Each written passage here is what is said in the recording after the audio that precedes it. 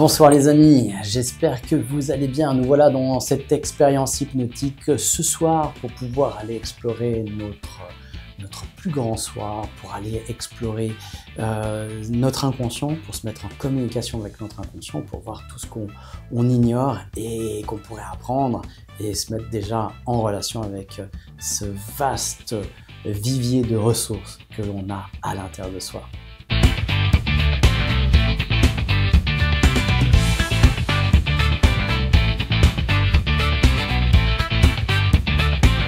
Bonsoir les amis, nous voilà ensemble pour cette expérience hypnotique. Je vous remercie d'être avec moi, d'être présent à ce rendez-vous. Et puis, eh bien, on a vu ce mardi comment on pouvait étendre ses connaissances de soi, comment le centre Aura peut vous servir aussi, être proche de vous et vous être utile à travers à la fois ces cafés hypnose, ces directs qu'on fait une fois par mois, à travers l'application Open Synapse, à travers tout ce qu'on offre sur le plan physique, santé, dans notre espace au Centre Aura à Échandon, avec Chris Magnétisme qui pourra vous rééquilibrer, enlever des douleurs sur le plan énergétique, donc physique aussi, parce que quand on pense à énergétique, on pense à ésotérique, on pense à des trucs dont on pourra peut-être pas mesurer ou pas voir l'effet. Alors on peut le voir déjà rien qu'avec le BioWell, avec la mesure du champ morphogénétique, avec l'aura, le champ d'effet Kirlian qu'on a ici. On peut observer votre aura, on peut observer là où il y a des trous, là où il y a des manques, et après on peut constater réellement, physiquement, l'efficacité du soin, de la thérapie. Que ce soit des thérapies en soins énergétiques physiques avec les soins de Chris Magnétisme, ou avec l'hypnose, ou avec les soins BEMER scalaires avec Spooky 2. Donc voilà, on a Spooky 2, on a le BEMER, on a tout un travail qui peut se faire sur le plan luminothérapie, scalaire, BEMER, énergétique, psychosomatique, physique. Donc on a tout ça ici et pour retrouver ou maintenir sa santé. Voilà, on vous accompagne là-dedans avec des outils d'hypnose comme je vous propose aussi dans ces cafés hypnose. Et puis c'est l'occasion justement d'être en contact, de rester présent, proche de vous. Alors, on a des cours, le cours d'auto-hypnose. Venez nous rejoindre dans ce prochain cours, 22-23 février, toute la journée, 9h à 17-18h. Voilà, on n'est pas chiche avec le temps. On déborde s'il y a besoin, s'il y a des interactions, et ça arrive souvent. Et puis voilà, on a aussi le cours coaching mental, la préparation mentale pour les coachs sportifs. Donc là, il y a tout un pan de travail. Encore dernièrement, je demandais à un sportif de haut niveau, professionnel, et il me disait, je lui demandais comment il se prépare mentalement, et la réponse était, c'est quoi la question? Il y a une question bizarre. T'as conscience quand même que le mental, ça prime sur tout le reste. Voilà, t'as travaillé techniquement, t'es bon, t'as travaillé physiquement, t'es bon. La tactique, normalement, ça devrait être ok, mais c'est rarement travaillé, en tout cas en Suisse. Chaque fois que j'ai un sportif, je lui demande, tu travailles comment ta tactique? C'est peut-être travailler une fois sur 10, à peine. D'accord? Puis c'est le coach généraliste qui fait ça, qui a même pas vraiment de stratégie. Et puis après, le mental, c'est la même chose. C'est ouais, je sais que c'est important, mais comment je travaille, on sait pas. Voilà. Visualisation, ce que j'entends de temps en temps. La visualisation, c'est il y a 40 ans, on faisait ça aux États-Unis, en Russie, dans les pays qui étaient un petit peu, qui avaient conscience que le mental était important.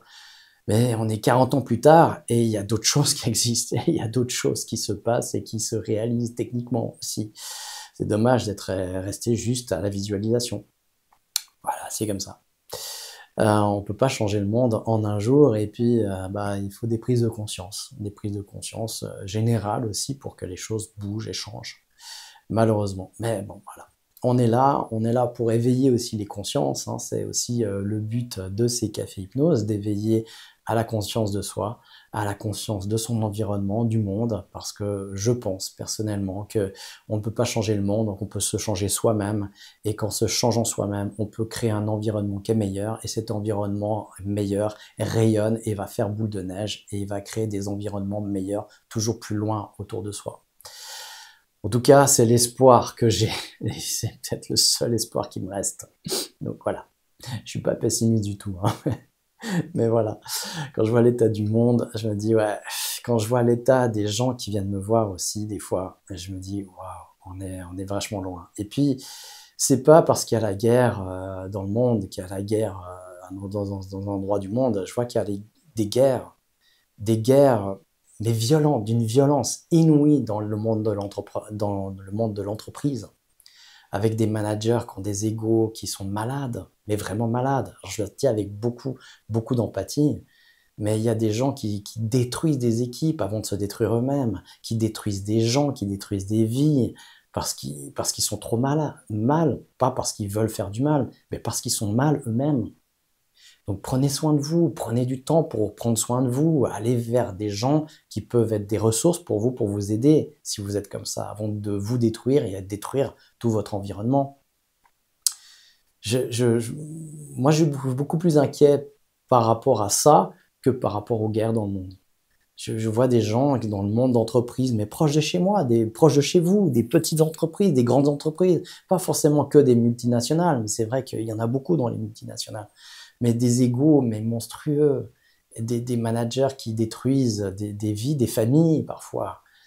C'est monstrueux. Prenez soin les uns des autres. Si vous êtes manager, vous avez des employés, vous ne pensez pas que vous vivez grâce à ces employés aussi, grâce à votre équipe. Et puis votre équipe, elle sera plus performante si vous leur mettez une monstre pression ou si vous êtes sympa avec eux, tout en étant efficace. C'est pas parce qu'on est sympa qu'on n'est pas efficace. Voilà, petite réflexion du jour. Ça aurait pu être un café hypnose, mais on est dans l'expérience, alors on va aller dans cette expérience. Tout ce préambule pour vous permettre toujours de vous installer confortablement, mais pas trop, de mettre une petite alarme au cas où, parce que je suis pas là pour vous réveiller si vous avez besoin d'être réveillé dans les 25 prochaines minutes. Et puis, simplement débrancher toutes les distractions possibles, tout ce qui pourrait vous sortir de cette expérience. Et puis, on va y aller tranquillement. Alors, on a vu, à chaque fois qu'on rentrait en hypnose, hein, on a fait une induction hypnotique, c'est-à-dire que j'ai préparé cet état d'hypnose, je vous ai amené dans cet état d'hypnose et on a vu plusieurs façons de le faire. Alors, vous ne l'avez peut-être pas vu parce que ça passe pas dans le conscient. On a expérimenté plusieurs façons de rentrer dans cet état-là. Alors aujourd'hui, je ne sais pas vraiment quoi choisir. Il y a tellement de choix possibles pour entrer dans cet état qu'on va y aller avec la douceur. Pour l'instant, vous allez juste porter votre attention sur la respiration. Je prends souvent ce premier élément pour pouvoir se remettre en contact avec son inconscient. Parce que la respiration, elle est inconsciente la plupart du temps. On peut en prendre conscience, mais on respire quand on dort. Voilà, c'est rare dans la journée dont on a des moments où on a conscience de sa respiration. Alors prenez conscience de votre respiration tout en fermant les paupières pour vous reconnecter à votre fort intérieur. Juste votre fort intérieur. Et puis allez observer à l'intérieur des zones de tension, par exemple, qui pourraient persister. Comparez ces zones de tension dans le corps avec des zones qui sont détendues, qui sont différentes. Et passez des pieds à la tête, tout le corps en revue comme ça. Les mollets, les genoux, les cuisses, les fesses, le ventre, le dos.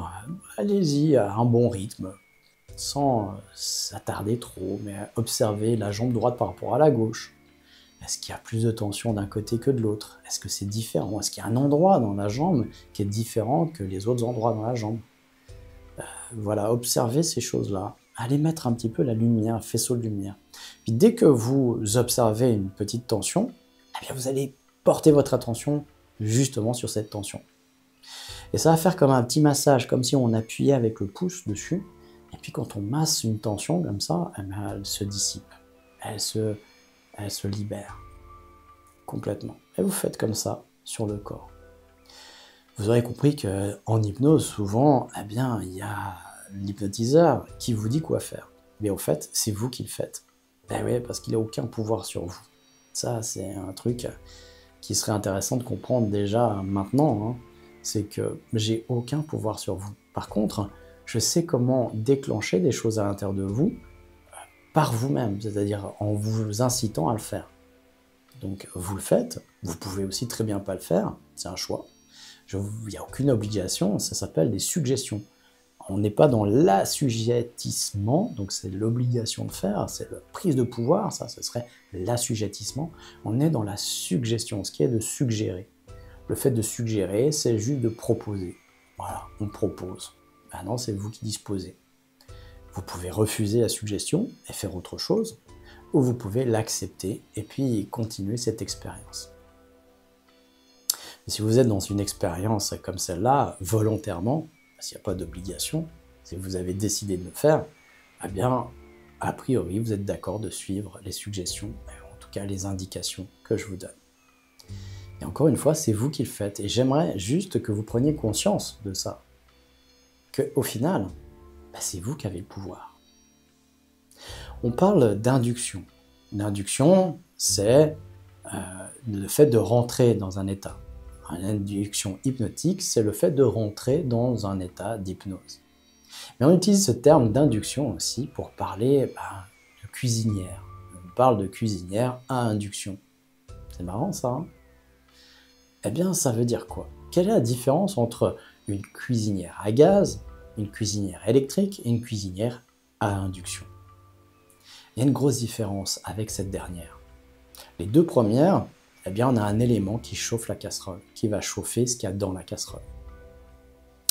Dans la dernière, la cuisinière à induction, c'est pas la plaque qui chauffe la casserole, qui chauffe l'aliment dedans, c'est la plaque qui transmet dans la casserole un élément qui va chauffer. Et c'est la casserole qui a l'élément actif. Dans la cuisinière à gaz, eh bien, on peut allumer le feu, ça brûle et ça chauffe, même s'il n'y a pas de casserole. Dans la cuisinière électrique aussi, mais pas dans la cuisinière à induction. Il faut mettre une casserole pour qu'il y ait quelque chose qui se passe. Parce que l'élément actif est dans la casserole. Eh bien, c'est marrant, parce que le terme est justement très bien choisi pour l'hypnose. Parce que l'élément actif, il est dans le cerveau. Il est en vous. Moi, je suis comme la cuisinière et vous êtes la casserole.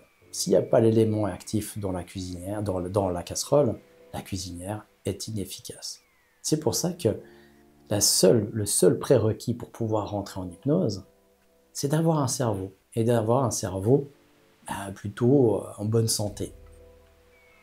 Et c'est ce qui permet justement à l'hypnotiseur de déclencher ces choses-là. Parce que l'élément actif, il est en vous. Et je connais la casserole, je connais le cerveau, je sais comment le faire personnellement. Et donc du coup, je peux activer les réactions que j'aimerais voir se produire de votre cerveau. Et je peux vous demander de le faire, effectivement, parce que c'est vous qui le faites. Et toute hypnose est donc une auto-hypnose. Même si vous avez un hypnotiseur qui vous hypnotise, eh bien c'est vous qui le faites au final. Et donc c'est une auto-hypnose. Et c'est pour ça que l'auto-hypnose peut exister. Parce qu'au final, on peut être aussi la cuisinière. La cuisinière étant juste celui qui a appris comment la casserole fonctionne. Il a appris les techniques pour faire chauffer la casserole. Ça, tant qu'on n'a pas appris, on a besoin d'une cuisinière, et quand on a appris soi-même, on peut être la cuisinière et la casserole. Vous voyez les possibilités que ça ouvre en vous.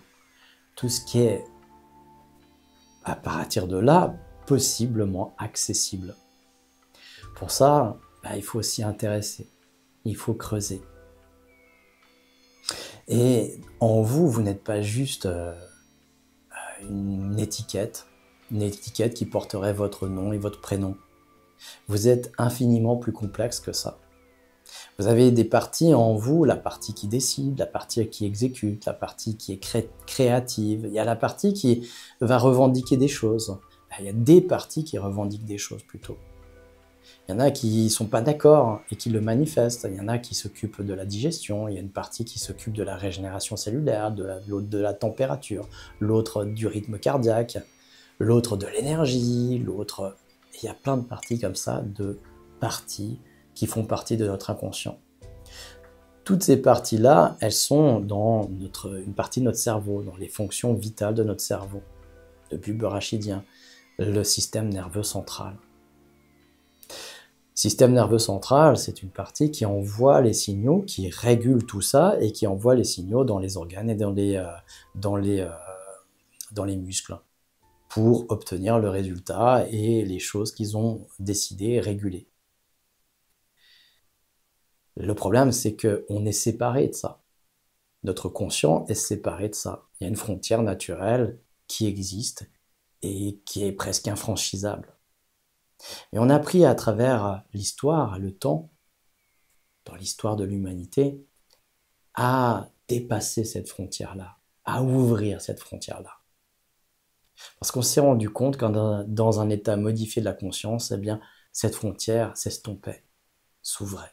Et qu'on avait accès tout à coup à ces parties de nous qui gèrent l'ensemble de la machine, de notre corps, de notre santé, de ce qu'on dit, l'équilibre de notre santé à l'intérieur du corps, l'homéostasie, l'équilibre de la santé.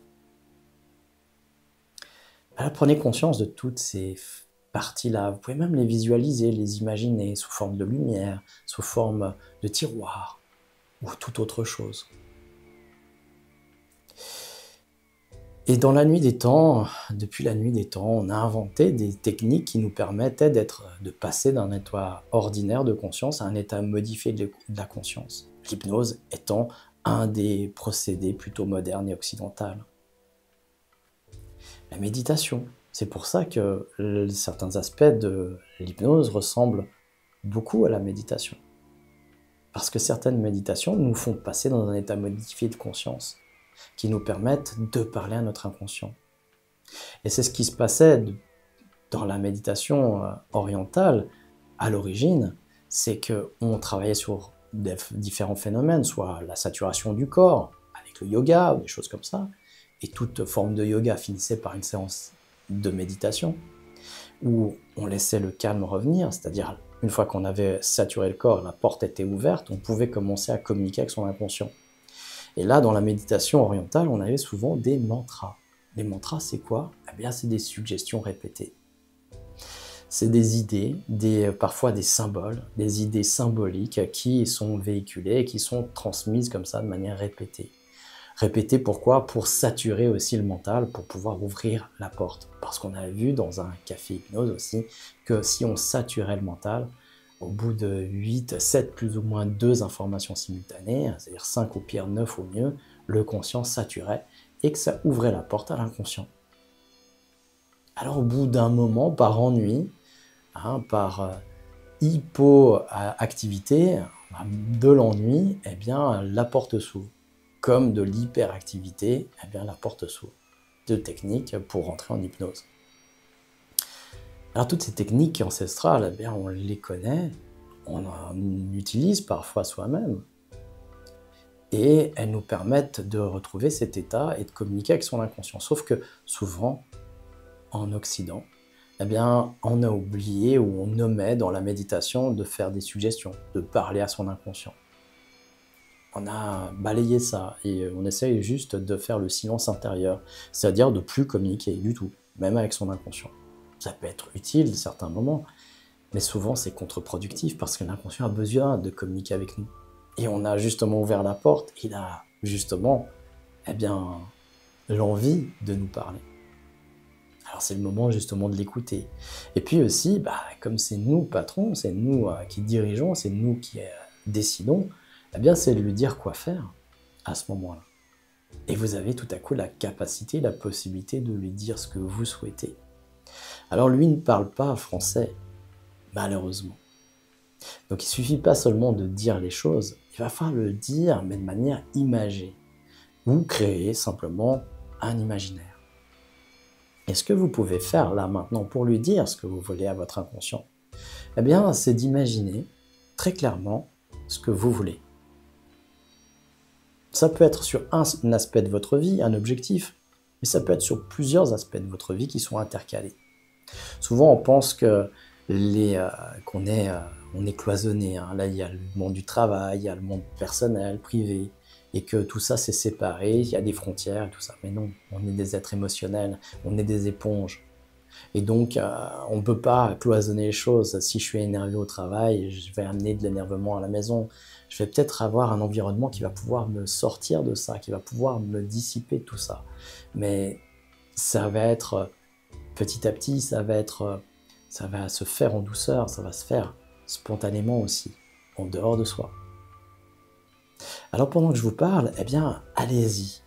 Allez-y, constituez très clairement sur le plan visuel, auditif, eh bien, à quoi ça ressemble votre objectif. Pour donner à votre inconscient, eh bien, un objectif. Alors c'est peut-être d'avoir quelque chose, mais c'est peut-être de faire quelque chose que vous n'êtes pas capable de faire aujourd'hui. C'est peut-être aussi de développer des compétences que vous n'avez pas aujourd'hui. C'est peut-être aussi eh bien, de changer une croyance. Je crois que je ne suis pas capable de faire des études ou de continuer ça ou d'atteindre cet objectif-là, sportif, ça. Voyez l'objectif réalisé. Et revoyez votre croyance. Revoyez que vous êtes en train de croire maintenant que c'est possible. Changez vos valeurs aussi. Peut-être même travailler sur votre identité, qui vous êtes, plutôt qui vous voulez être. Et voyez-vous dans ce nouveau vous, en train d'interagir sur le plan professionnel, familial, le couple, social, de vous avec vous-même, comment vous vous sentez.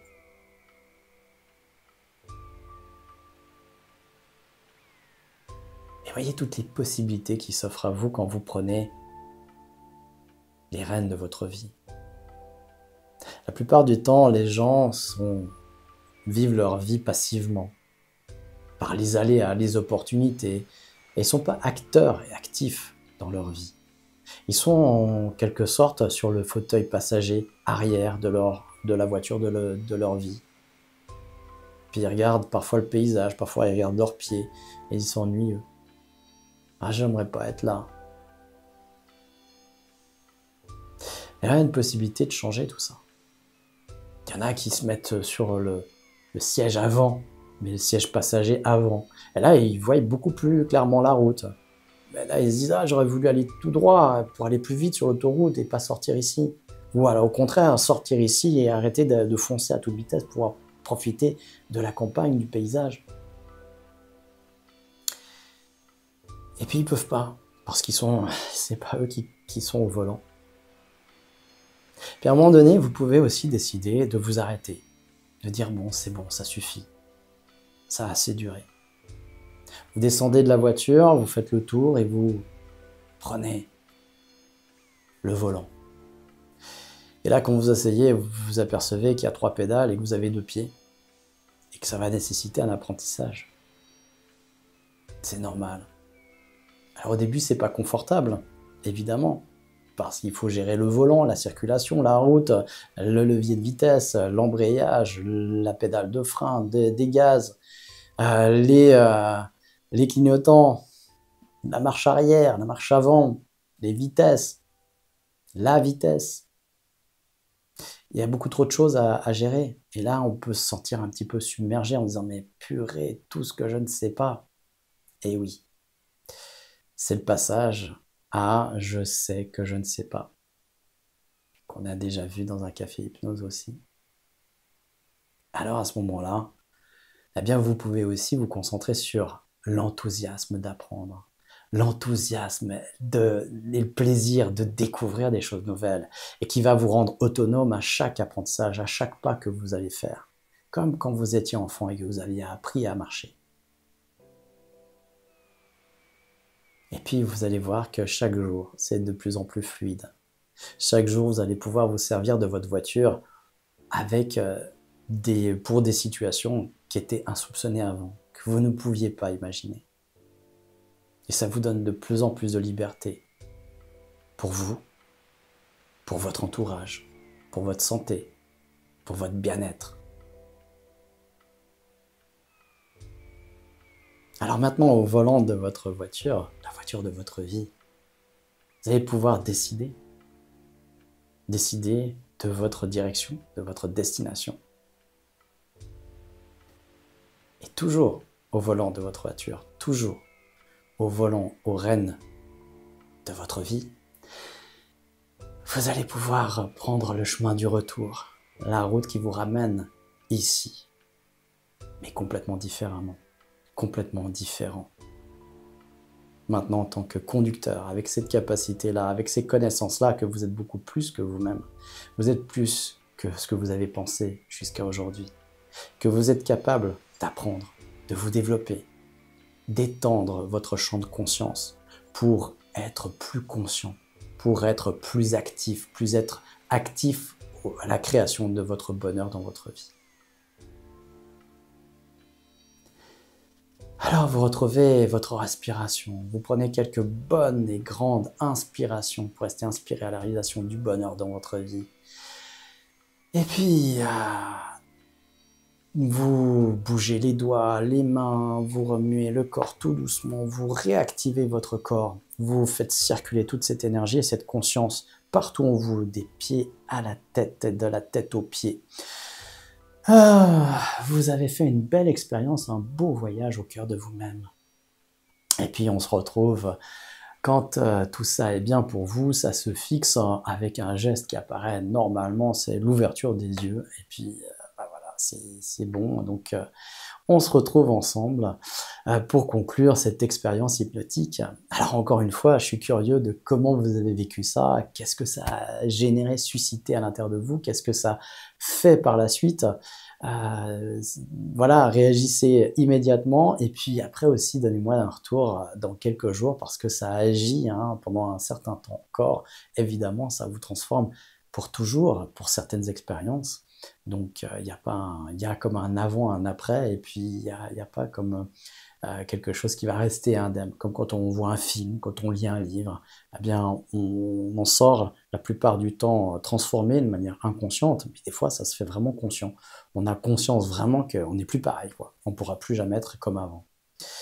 Eh bien, c'est ce que je vous souhaite dans un meilleur état d'être, dans un état encore plus heureux, encore plus harmonieux intérieurement et extérieurement pour votre plus grand bien et pour le plus grand bien de ceux que vous aimez. Je vous souhaite une excellente soirée, une excellente nuit, passez une excellente fin de semaine, partagez, likez et profitez justement de partager, d'échanger, d'envoyer ça à des personnes que vous savez autour de vous qui en auraient besoin. Des gens proches de vous, des gens plus éloignés. On existe, on est là pour vous aider. Et puis, voilà, faites-le savoir autour de vous. Ça aidera les gens autour de vous, ça vous aidera et puis ça nous aidera aussi à diffuser encore plus ce soutien. Eh bien, on se retrouve mardi. D'ici là, portez-vous bien et puis, voilà, à bientôt. Portez-vous bien et surtout, prenez soin de vous.